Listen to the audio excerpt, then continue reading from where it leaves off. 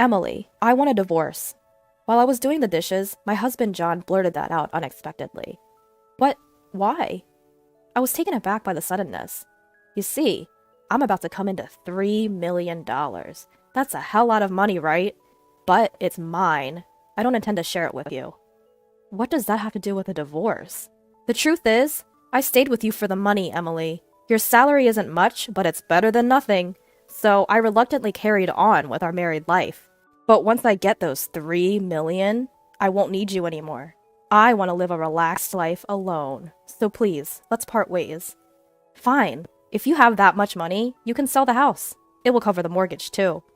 John was a bit surprised that I agreed without any resistance. This would mean goodbye to my tiresome life up to now. I slammed some papers onto the table in the living room. My name is Emily. I love children and work as a preschool teacher. I met John, who is 2 years older than me, through a friend's introduction, and we've been married for almost 8 years now. We bought a house thinking about having children, looking forward to happy days ahead. That's what I thought during our newlywed days. But soon after we got married, John's attitude completely changed. He became more and more obsessed with money. Before we got married, he would tell me my job was a wonderful job, but then he started saying, Emily, all you have to do is play with kids. I'm working my ass off here. You've got a good gig. I bet they call people like you a freeloader. Those words soon became his catchphrase. Being a daycare teacher is tough too. Each child has a different personality, and above all, we are entrusted with their lives. There's no such thing as an easy job. But he didn't listen and ignored my complaints. I was so frustrated and upset. The reason we don't have children, even though we've been married for 8 years, is also due to this. He would say, if you have time to make babies, you should work more. Don't tell me you're planning to quit your job using a baby as an excuse. We have a mortgage and taxes to pay, you know? What are you thinking? Don't ever talk about having kids again. I was yelled at and couldn't say anything back.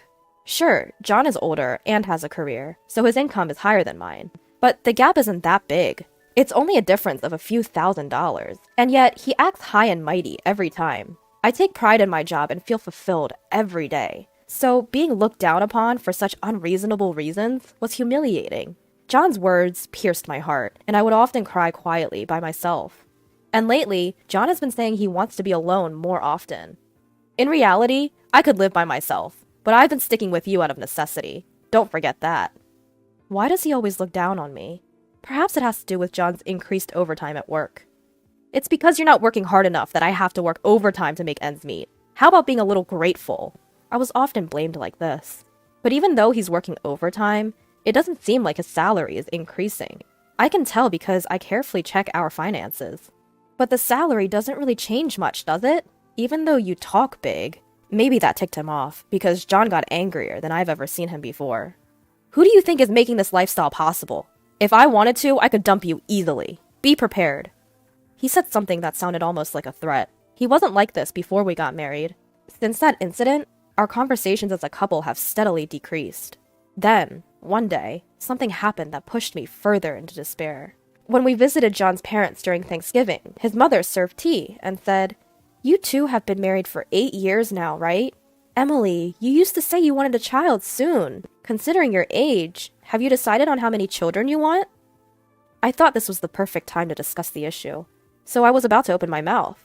But then, "Mom, we're not having kids. Emily and I talked it over and decided." "Oh, is that so?" "Yeah, she said she absolutely hates the idea of taking care of kids, whether it's at work or home." "What? Wait a minute, what are you saying?"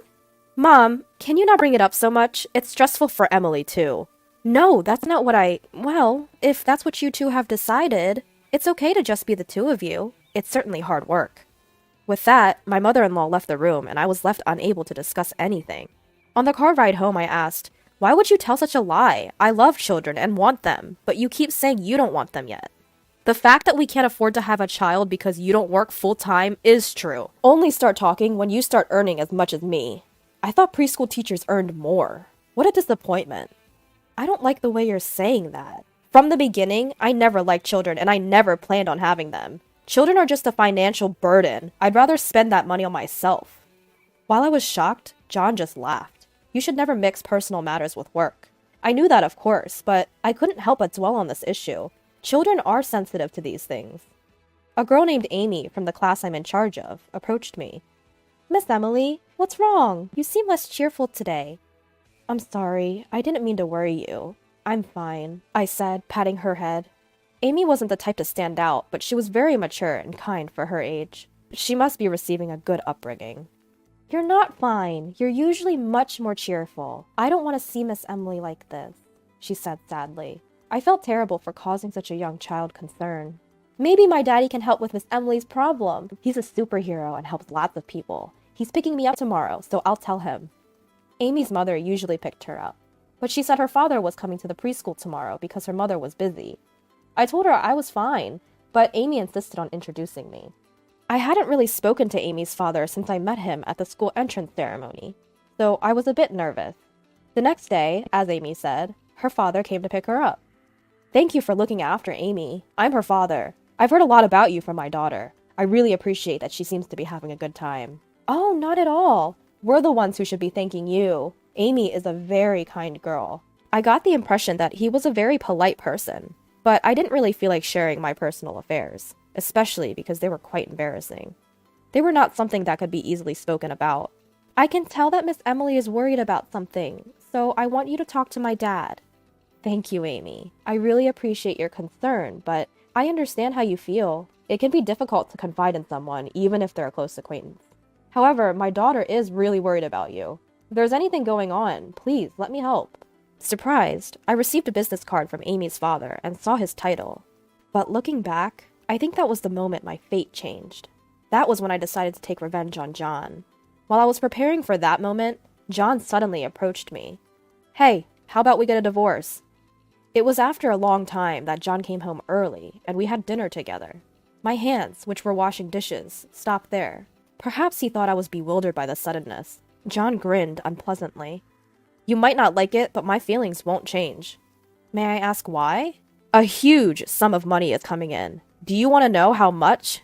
$3 million. $3 million! John's mouth did not stop, even though I hadn't asked anything. I've been with you because I wanted money. Compared to me, it was just a drop in the bucket. But better than nothing, right? But now, I have $3 million, so I don't need you anymore. So, let's split up quickly. You've probably had enough of being a leech. Where did all that money come from?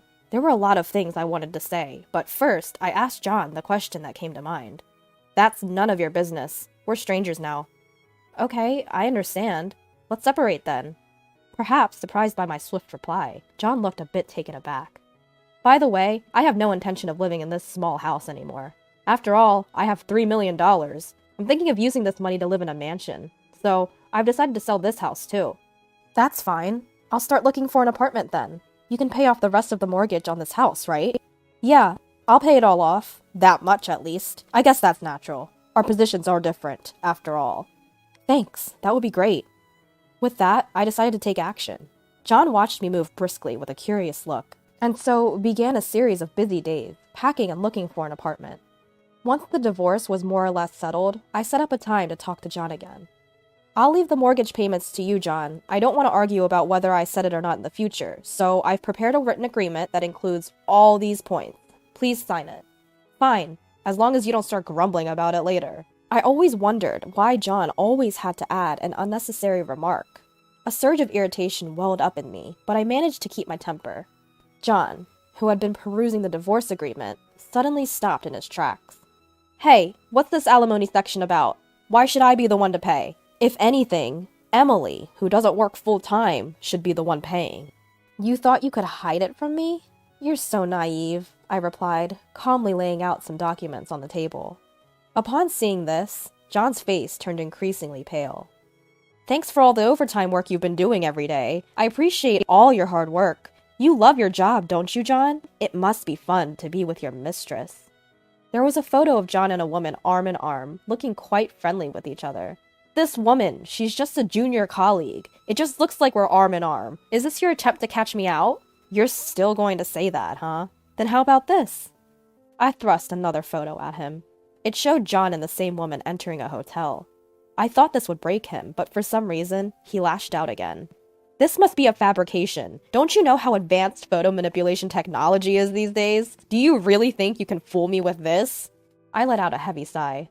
I hadn't expected him to be this stubborn, but I had anticipated this and made preparations. This isn't something I took. I think they'll be here soon. Just then, the doorbell rang. John looked flustered, unsure of what was about to happen. I went to the front door to greet them and led them back to the living room. This is my attorney. These evidences were requested from a private detective agency, so there's no way they could be fabricated. If you have any doubts, should I call them right now? Pleasure to meet you. I'm Kessler, Emily's attorney. From now on, we'll be discussing the divorce proceedings through me. Now, do you have any issues with the photographs? I'll be happy to answer all your questions. Seeing Kessler's confident smile, John started to panic. It turned out that John's claim of working overtime because he was busy was a lie. The private detective agency found out that he was actually leaving work on time. The reason his income hadn't changed was because of this. If he wasn't working overtime, there would be no increase. He was spending his nights with his mistress. When his affair was exposed, one thing finally made sense to me. It was when John started saying he wanted to be alone. He probably said that because he wanted to be with his mistress. The lawyer I hired this time was a highly skilled one. It was Amy who connected me with him. Amy's father happens to be the CEO of a well-known group. Her words about her father being a superhero weren't a lie after all. Upon hearing the situation, Amy's father immediately contacted a private detective agency and introduced me to a lawyer. I thought it was a bit over the top, but the more I looked into John, the more his flaws started to emerge. And that made me so angry that I decided to go all out. You're acting as if this is all you're doing. You want alimony? I can give you that. I have $3 million. I can easily pay you that. If you're done here, just leave. I never want to see your face again.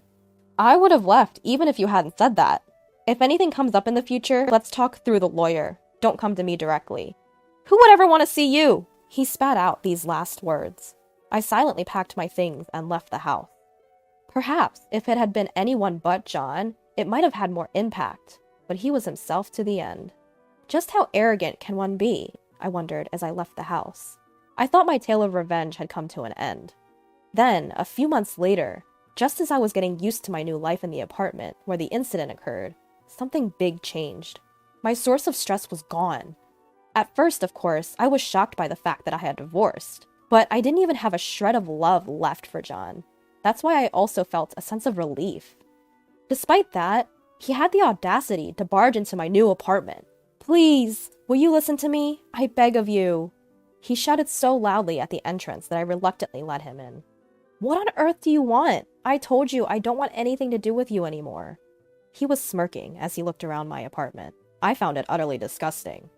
Well, you've got a nice place here for being separated from me. If there are 2 rooms in this spacious apartment, I can make one my room right away. What are you talking about? There's no way I'm going to live with a stranger. Don't be so cold. We were once a couple, remember? We've officially become strangers through the legal process. Now what is it you want? Don't talk like that, Emily. It's scary. Well, I just realized that I need Emily. I bet you'd have a better life with me, wouldn't you? You were living in a mansion with your mistress. I guess you were just with me out of necessity. I don't need to be with you. No, that was just a moment of confusion. I need Emily. You're just being stubborn, aren't you? Didn't you tell me you didn't need me anymore because you were getting $3 million? Why don't you find your next wife with that money?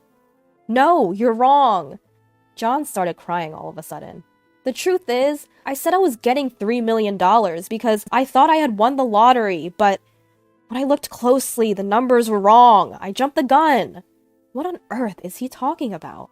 I was so dumbfounded that I couldn't say a word. I've been looking for a reason to leave you. That's why I think I misread the numbers. I thought that if I got $3 million, I could divorce you right away and do whatever I wanted. When he saw the cold look in my eyes, he hurriedly added, but I want you to feel reassured. I ended my relationship with her. From now on, I'll only love Emily. So let's start over. You still love me, don't you? What are you saying? I don't know anything about that. You can do whatever you want. Please help me. I thought I was getting $3 million and I badmouthed my boss and quit my job. I can't ask him to take it back now. And what is worse, as soon as my love found out I didn't have any money, she stopped contacting me. It seemed like John was abandoned by his mistress. Of course, no one would want a man who was divorced, jobless, penniless and homeless. That's why I can't pay my loan and I don't have a place to live. Emily, you're my only hope. I told you, I don't know anything about it. If you stay here any longer, I'll take appropriate measures. Did you forget about the pledge you signed when we divorced? If you break your promise, I'll claim 5 times the alimony. That's enough! You? John, in a fit of anger, raised his hand. Is that what you're going to do? If you lay a hand on me, I'll call the cops right away. You could be charged with assault. This apartment complex has security cameras, so even if you run, your face will be clearly captured. John turned pale at these words. Get out, now, or I'll report you for trespassing. At the mention of a report, John fled. There was a sound like someone tumbling down the stairs, but I simply shut the door without concern. Since then, John never came back. Later, my in-laws came to apologize to me. They seemed not to have anticipated such a situation. When I asked them about John's situation, they told me he had fractured his leg falling down the stairs that day. He had to be hospitalized for 2 months, which caused his expenses to pile up. However, he also had a mortgage and alimony to pay me, so he needed to find work as soon as possible. He begged his boss to let him work from home and rescind his resignation, but he had been quite rude when he quit, and they wouldn't let him come back. My in-laws fronted the alimony, so he also had that and the mortgage to repay. He's going to have a tough time. He really brought this on himself. Once things had settled down, I went to visit Amy's house. When I told Amy's father that everything had been resolved, he was very pleased. I've always wanted to meet you since Amy often talks about you. I didn't expect it to happen like this. I just made a few calls. I'm glad it worked out. I'm so happy to see Miss Emily smiling again. She could really be called a life changer. I'm overwhelmed with gratitude. My husband looked down on me, but because I was a preschool teacher, I am who I am now. I deeply felt the importance of cherishing every encounter. I love my job more than ever and want to keep doing my best.